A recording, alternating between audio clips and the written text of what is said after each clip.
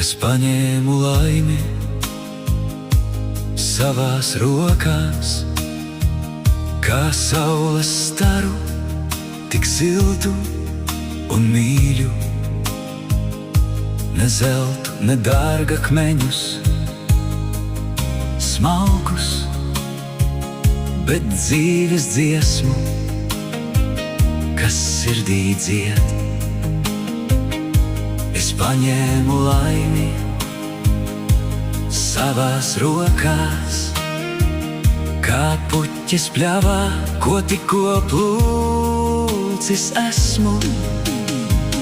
Tā ir mums blakus, katrā solī, dabā, cilvēkos, mīlestībā mums apkārt. Tā ir spēja priecāties.